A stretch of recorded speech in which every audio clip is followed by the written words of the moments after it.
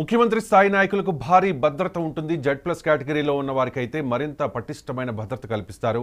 ముఖ్యమంత్రి ప్రయాణించే వాహనాల కాన్వాయ్ నుంచి హెలికాప్టర్ వరకు ప్రతిదీ పరిశీలించి సురక్షితమని నిర్ధారించుకున్న తర్వాతే వాటిని ఉపయోగిస్తూ ఉంటారు. కానీ చంద్రబాబుకు కేటాయించిన హెలికాప్టర్ విషయంలో ఉన్నతాధికారుల ఉదాసీనతపై, వారి నిర్లక్ష్యంపై తీవ్ర విమర్శలు వస్తూ ఉన్నాయి. రాష్ట్ర ప్రభుత్వం అద్దెకు తెచ్చుకున్న హెలికాప్టర్కు స్టాండ్ బైగా ముంబై నుంచి వచ్చిన హెలికాప్టరే పూణే వద్ద ప్రమాదానికి గురైంది. గత ప్రభుత్వం అద్దెకు తెచ్చుకున్న హెలికాప్టర్నే చంద్రబాబు అధికారంలోకి వచ్చిన తర్వాత కూడా కొనసాగిస్తూ ఉన్నారు. ప్రతి 1000 గంటలు ప్రయాణం చేసిన తర్వాత ఆ హెలికాప్టర్కు సర్వీస్ చేయాల్సి ఉంటుంది. హెలికాప్టర్ ప్రొవైడ్ చేసే GMR సంస్థ సర్వీస్ కోసం ముంబైకు ఆ హెలికాప్టర్ని, అంటే చంద్రబాబు నాయుడు రెగ్యులర్గా వాడే ఆ హెలికాప్టర్ను పంపించింది. సో సర్వీస్ పూర్తయ్యేలోపు స్టాండ్ బైగా ఒక హెలికాప్టర్ కావాల్సి ఉంటుంది. కాబట్టి మరో హెలికాప్టర్ను ఆంధ్రప్రదేశ్కు పంపించేందుకు ఏర్పాట్లు చేశారు. అయితే హెలికాప్టర్ సామర్థ్యం, పనితీరు అంచనా వేయడంలో అధికారులకు నైపుణ్యం లేకపోవడంతో పాటు నిబంధనలు పాటించలేదనే విమర్శలు వస్తూ ఉన్నాయి. 10 ఏళ్ల కంటే తక్కువ సర్వీసు ఉన్న హెలికాప్టర్ను అద్దెకు తీసుకోరాదు. అందులోనూ Z+ కేటగిరీ భద్రత ఉన్న ముఖ్యమంత్రి లాంటి పొజిషన్లో ఉన్న వాళ్లకు ఆ హెలికాప్టర్ను ఎట్టి పరిస్థితుల్లోనూ వినియోగించరాదు అనే కండిషన్స్ ఉన్నాయి. అయితే ఏవియేషన్ అధికారులు వీటిని పట్టించుకోలేదు. ముంబై నుంచి వస్తున్నప్పుడు పూణే జిల్లా పాట్ గ్రామం వద్ద హెలికాప్టర్ అతి తక్కువ ఎత్తులో నుంచి కూలిపోయింది. ఇంత తక్కువ ఎత్తులో నుంచి కూలిపోయినప్పుడు హెలికాప్టర్ పూర్తిగా ధ్వంసం కావడంపై కూడా నిపుణులు అండ్ టీడీపీ నాయకులు కూడా ఆందోళన వ్యక్తం చేస్తూ ఉన్నారు. ఆందోళన మాత్రమే కాదు, కొన్ని అనుమానాలను కూడా రైజ్ చేస్తున్న పరిస్థితి. 10 ఏళ్ల కంటే ఎక్కువ సర్వీసు ఉన్న హెలికాప్టర్ను సీఎం స్థాయి నాయకులకు వాడకూడదు. కానీ నిబంధనలకు భిన్నంగా 16 ఏళ్ల నాటి హెలికాప్టర్ను చంద్రబాబుకు స్టాండ్ బై హెలికాప్టర్గా కేటాయించారు. ఈ ప్రమాదంపై ఎన్నో అనుమానాలు వ్యక్తమవుతూ ఉన్నాయి. సో చాలా అనుమానాలు, అంటే చాలా తక్కువ ఎత్తులోంచి కూడా ఆ హెలికాప్టర్ పడిపోయినప్పుడు మనం చూడొచ్చు. ఆ ఇమేజెస్ ఏవి ప్లే చేయండి ఒకసారి. ఎలా అదంతా కూడా అదో మనం చూడొచ్చు విజువల్లో క్లియర్గా. అది యాక్చువల్ హెలికాప్టర్ తక్కువ ఎత్తులోంచి కింద పడిపోయిన తర్వాత కూడా అది మొత్తం చల్లాచెదురుగా పార్ట్స్ అన్నీ కూడా చల్లాచెదిరిపోయిన పరిస్థితి కనిపిస్తోంది. ఇది 2008 మేడ్, ఆ సంవత్సరంలో తయారైంది. దాదాపు 16 ఏళ్ళు అవుతోంది. 10 ఏళ్ళ దాటిన తర్వాత ఉన్న హెలికాప్టర్నే వాడకూడదు అనే కండిషన్స్ ఉన్నాయి. అసలు ఉపయోగించకూడదు. అందులోనూ సీఎం స్థాయి వ్యక్తులకు ఏ రకంగా ఉపయోగిస్తారనే అనుమానాలు వ్యక్తమవుతూ ఉన్నాయి. సాధారణంగా అంటే చంద్రబాబు నాయుడికి, సీఎం స్థాయి నాయకులకి సెక్యూరిటీ విషయాన్ని సో పోలీసులు చాలా సీరియస్గా తీసుకుంటారు. మనం చూస్తూ ఉంటాం ఏ రకంగా అంటే ఆ సెక్యూరిటీ అవ్వచ్చు, కమాండోస్ అవ్వచ్చు, ఎప్పుడు నిరంతరం ప్రొటెక్ట్ చేస్తూ ఉంటారు. కానీ బై ఎయిర్లో వెళ్ళేటప్పుడు మాత్రం ఏవియేషన్ అధికారులు దానికి సంబంధించిన పూర్తి బాధ్యత వహించాల్సి ఉంటుంది.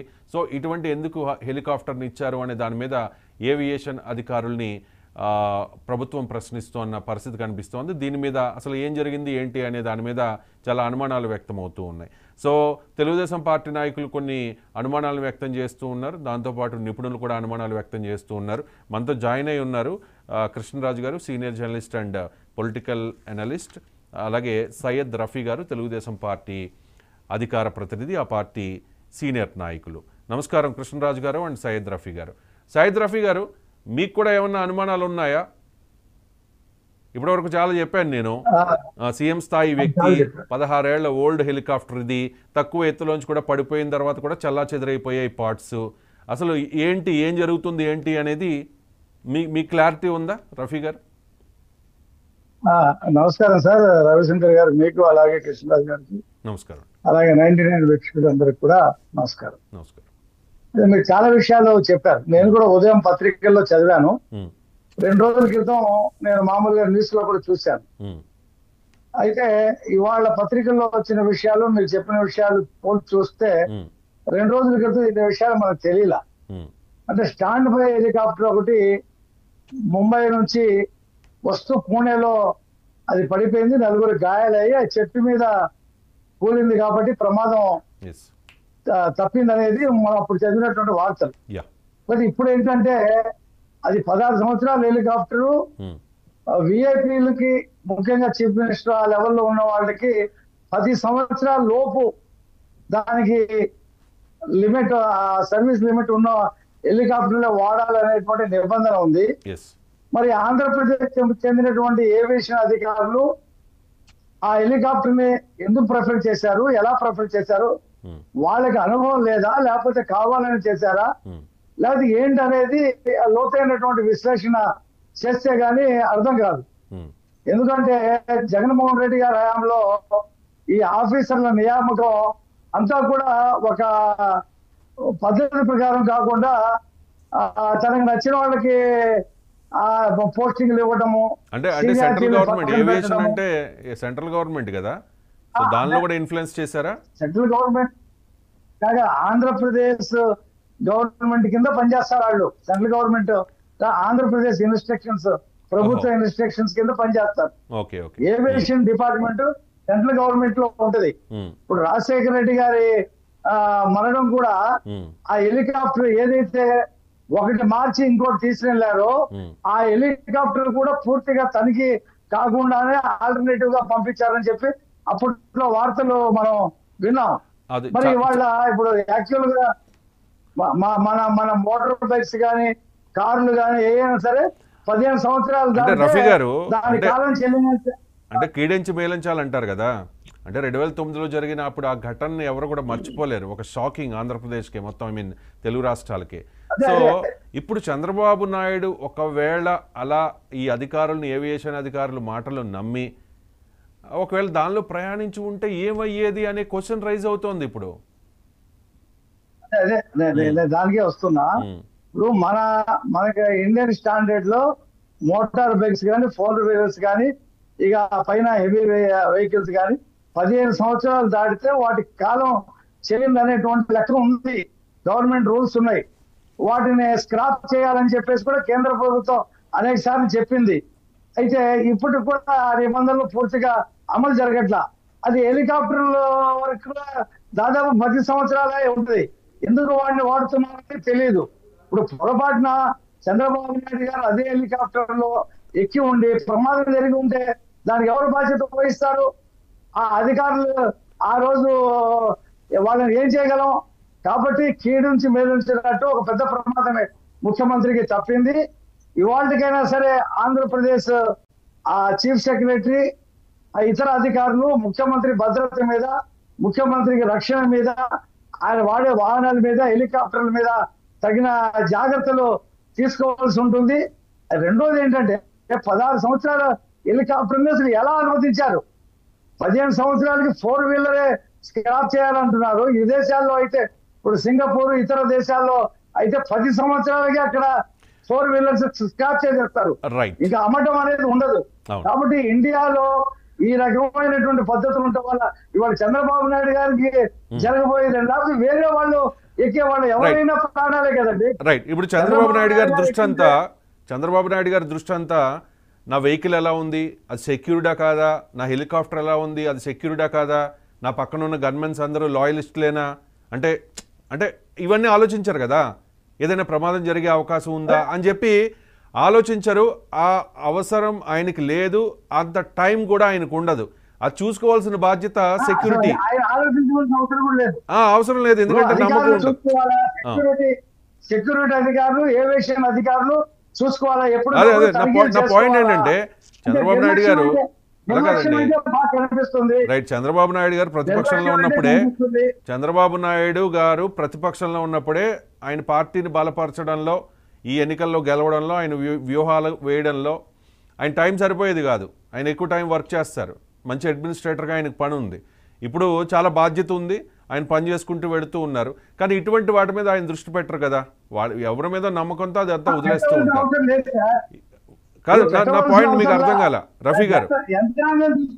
అదే వాళ్ళు చూసుకోవాలి. వాళ్ళు చూడలేదు, ఇది జరిగింది అంటే మరింత జాగ్రత్త పడాల్సిన అవసరం ఉంది. కొంతమందిని అనుమానించాల్సిన అవసరం కూడా ఉంటది.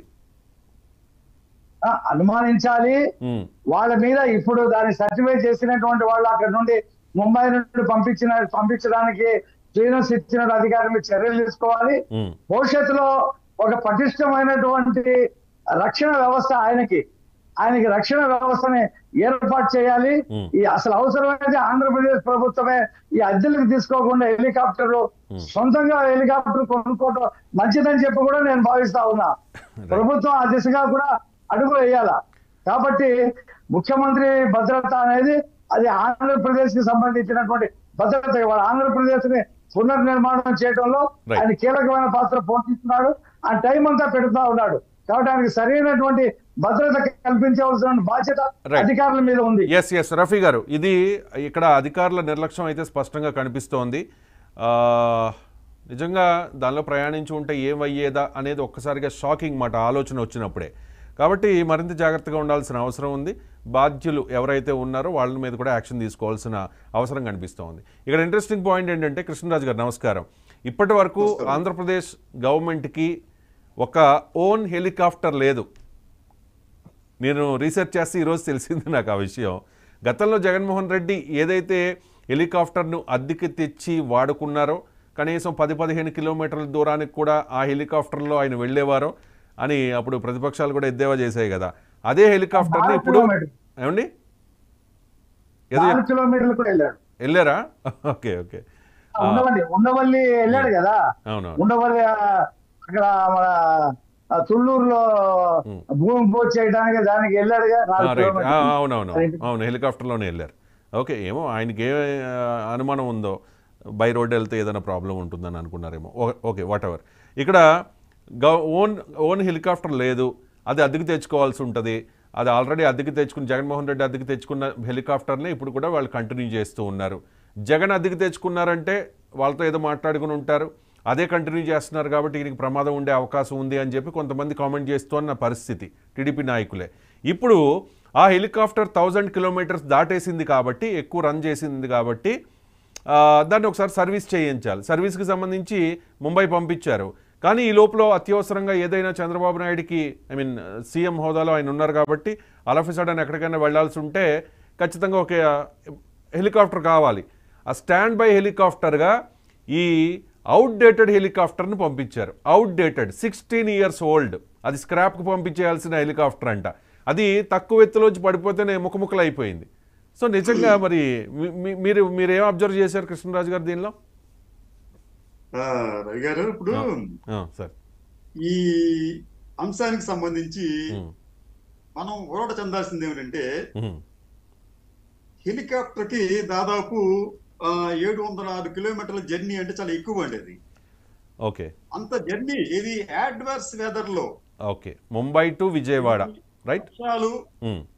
వర్షాలు పెనుగాలులు ఉన్న వాతావరణంలో ఈ హెలికాప్టర్ దాదాపు 706 కిలోమీటర్లు ఫ్రమ్ బాంబే టు హైదరాబాద్ కున్న డిస్టెన్స్ ప్రయాణించాలి.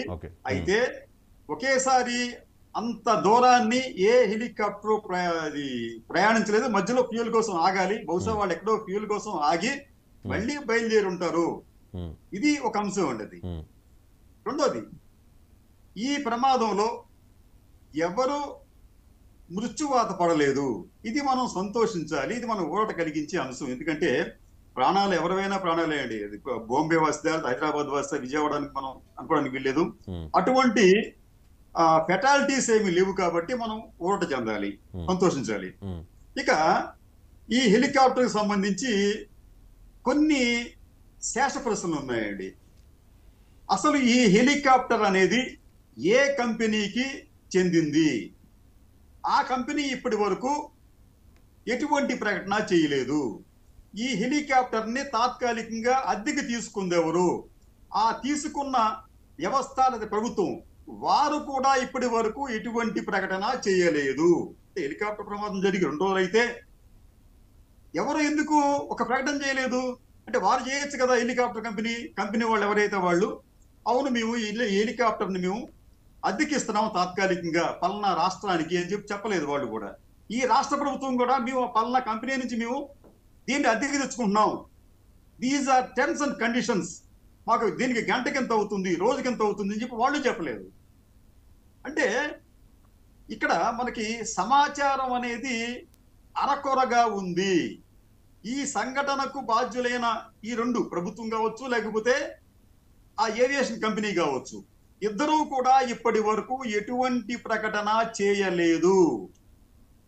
చేయకపోగా మనం ఒక నిర్ణయానికి వచ్చేసాం, అది అవుట్డేటెడ్ చాలా పురాతనమైన హెలికాప్టర్ అని చెప్పి నేను ఇది ఒక పత్రిక రాసింది కాబట్టి మనం చర్చ జరపాలి కాబట్టి నేను వచ్చేసాం పాతని చెప్పి. అయితే ఈ హెలికాప్టర్ సంబంధించి కొన్ని అంశాలు ఏమిటంటే, ఇది మంచి కంపెనీ సార్. అగస్టా వెస్ట్లాండ్ అనే ఒక కంపెనీకి చెందిన హెలికాప్టర్ ఇది. ఇదే హెలికాప్టర్ సంబంధించి మన ఇండియన్ నేవీలో కూడా ఈ హెలికాప్టర్లనే చాలా కాలం నుంచి వాడుతున్నారు. ఈ కంపెనీ హెలికాప్టర్ సేమ్ ఇది కాదండి. ఎన్ని ఇయర్స్ ఓల్డ్ అండి అది? ఎప్పుడు మేడ్? మీకు చెప్తాం సార్. ఇది 2008లో దాన్ని మ్యానుఫ్యాక్చర్ అని చెప్పి అంటున్నారు. 2008. కానీ ఇక్కడ మీకు వచ్చేప్పటికి అది ఇప్పటి వరకు అంటే మీకు ఏవియేషన్ సేఫ్టీ నెట్వర్క్ అనే ఒక సంస్థ కథనం ప్రకారం ఇది మొన్నటి వరకు ఈ హెలికాప్టర్ పనితీరును వారు ఏం చెప్పారంటే, ఇది ఇప్పటి వరకు దాదాపు 8,132 గంటలు ప్రయాణించింది. అది 16 సంవత్సరాలైనా 15 సంవత్సరాలు అయినప్పటికి కూడా ఈ హెలికాప్టర్ ఇప్పటి వరకు కూడా 8,132 కిలోమీటర్లు ప్రయాణించింది. అంటే ఏడాదికి కాదు సార్, ఇది 8,132 గంటలు అండి నేను చెప్పింది, అది క్షమించాలి, గంటలు కూడా ప్రయాణించింది. అంటే ఏడాదికి 508 గంటలు మాత్రమే ఈ హెలికాప్టర్ ప్రయాణించింది. ఇది 2 ఇంజన్లు గల హెలికాప్టర్. ఇది ఈ గ్లోబల్ వెక్ట్రా హెలి కార్పొరేషన్ జీవీఐ అనే దాంతో గ్లోబల్ వెక్ట్రా హెలి కార్పొరేషన్ అనే ఒక కంపెనీకి చెందింది ఈ ఇది ప్రపంచవ్యాప్తంగా దీనికి అనేక దేశాల్లో దీనికి బ్రాంచెస్ ఉన్నాయి. ఇది మన ఇండియాలో కూడా కాదండి, ఇది వాళ్ళు విదేశస్తులు వచ్చి ఇది నిర్వహిస్తున్నట్టుగా మనకు తెలుస్తుంది. ఇక్కడ ఆ కంపెనీ పేరు గ్లోబల్ వెక్ట్రా హెలికాప్టర్, అంతే తప్ప జీవీకే కంపెనీకి దీనికి సంబంధం లేదు. అసలు జీవీకే వాడికి ఇటువంటి హెలికాప్టర్లు కూడా లేవు. కాబట్టి ఏంటంటే అది వేరు. ఇది చాలా ప్రొఫెషనల్ గా నడుపుతున్న గ్లోబల్ వెక్ట్రా హెలి కార్పొరేషన్ అనే కంపెనీకి చెందిన హెలికాప్టర్ అనేది ఇది ఏమైందంటే మనం ఏమంటున్నాం అంటే ఇది కూలిపోయిందని చెప్పి అంటున్నామండి. అయితే ఈ ఏవియేషన్ ఎక్స్పర్ట్స్ ఏమంటున్నారంటే, ప్రతికూల వాతావరణం, స్ట్రాంగ్ ఎయిర్ ఫ్లో అంటే బలమైన ఈదురుగాలులు ఉండటం వలన ఒక కారణం. రెండోది ఈ ఫ్యూయల్ కి సంబంధించి కూడా ఇబ్బందులు ఉన్నాయేమో, అందుకనే ఈ పైలట్ దానిని ఒక చోట దాన్ని ల్యాండ్ చేయడానికి ప్రయత్నిస్తుండగా కూలిపోయింది. అది క్రాష్ ల్యాండ్ కాదండి, అది మనం గుర్తుంచుకోవాలి. అది రైట్. ప్రమాదం ఏదైనా ప్రమాదమే కదా. అది చంద్రబాబు నాయుడు గారి కోసం వస్తున్న స్టాండ్ బై హెలికాప్టరే కదా. నేను చెప్పేదేనండి, ఇక్కడ మీకు హెలికాప్టర్ కూలిపోయింది అంటే అంత సమయం మనకు ఉండదండి అక్కడ. ఇది వైఎస్ రాజశేఖర రెడ్డి హెలికాప్టర్ కూలిపోయినా ఇంకోటి కూలిపోయినప్పుడు కూడా వాళ్ళు నెమ్మదిగా దించడండి. వాళ్ళు ఇంజిన్స్ ఫెయిల్ అవుతాయి, మీకు రోటర్ ఆగిపోవడం, లేకపోతే ఇంకోటి జరుగుతుంది, లేకపోతే లో ప్రెషర్ ఆయిల్, లేకపోతే ఇంకొక సమస్య వచ్చినప్పుడు, లేకపోతే ఆయిల్ మీకు లేనప్పుడు ఆ హెలికాప్టర్ మీకు కుప్ప కూలిపోతుంది. కానీ ఇక్కడికి వచ్చేప్పటికి ఆ పైలట్ దాన్ని ఎక్కడో చోట దింపే ప్రయత్నంలో ఉన్నాడు, కానీ దాన్ని అతను అదుపు చేయలేకపోయాడు. అయితే మీరేమన్నారంటే ఇది కూలిపోవటం వల్ల ముక్కలు అయిపోయింది చెప్పన్నారండి. కానీ ఏమి లేదు, దాని మెయిన్ బాడీ మాత్రం ఇంటాక్ట్ గానే ఉంది.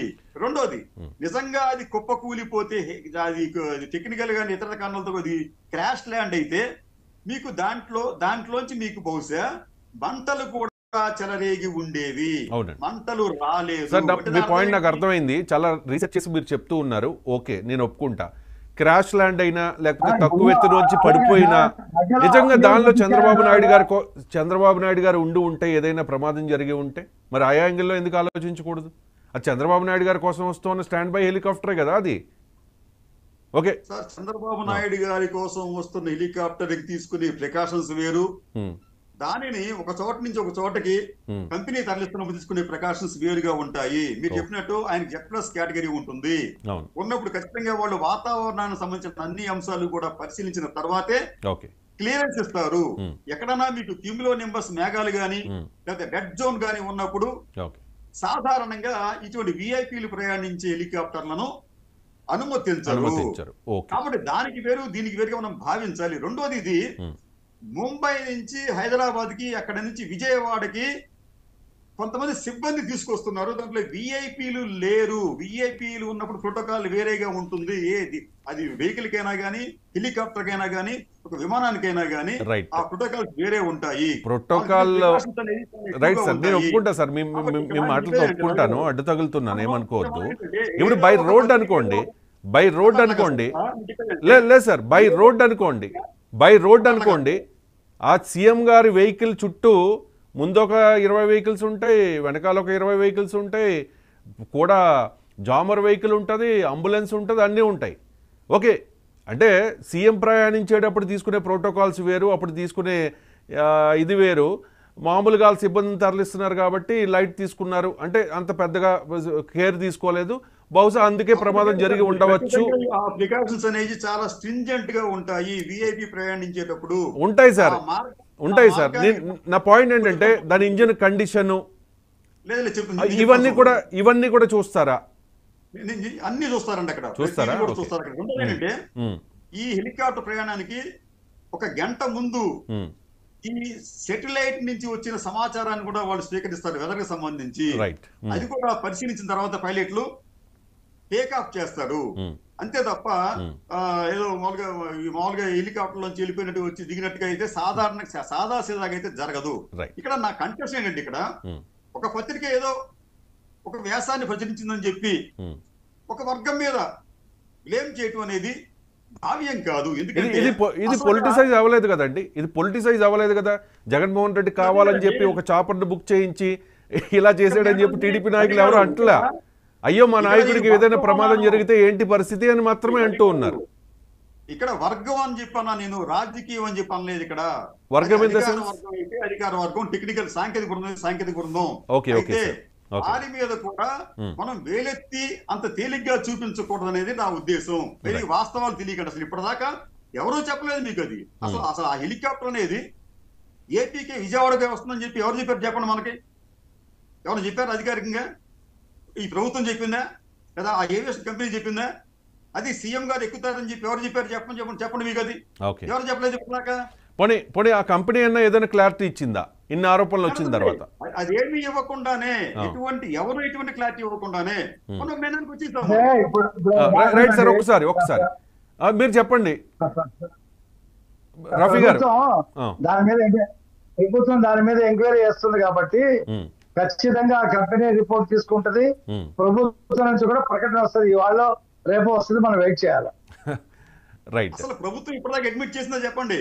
ఆ హెలికాప్టర్ మా కోసమే అని చెప్పి ఇప్పటిదాకా ప్రభుత్వం అడ్మిట్ చేసిందా? అంటే ప్రభుత్వ వర్గాల నుంచి అఫీషియల్ గా ఏమీ అనౌన్స్మెంట్ లేదు, కానీ కొంతమంది టీడీపీ నాయకులు మాట్లాడుతూ ఉన్నారు. అండ్ పర్టికులర్ గా చంద్రబాబు నాయుడు గారికి సపోర్ట్ చేస్తారనే ఆరోపణలు ఉన్న కొన్ని పత్రికలు ప్రచురించాయి, కొన్ని మీడియా సంస్థలు కథనాలు వేస్తున్నాయి. ఆగస్టు 24 సంఘటన జరిగింది. ఇప్పటి వరకు కూడా ఏ వర్గము దాన్ని ధృవీకరించలేదు. Right sir. రఫీ గారు నెక్స్ట్ వేరే ఛానల్ కి డిబేట్కి వెళ్లాల్సి ఉంది కాబట్టి కంక్లూడ్ చేస్తారు. రఫీ గారు ప్లీజ్ ఒక 2 minutes. అదే సార్, ఇప్పుడు కృష్ణరాజు గారు చెప్పినట్టు ప్రభుత్వం ప్రకటన అధికారికంగా చేయాల, రెండోది ఆ ఏవియేషన్ కంపెనీ కూడా చేయాల.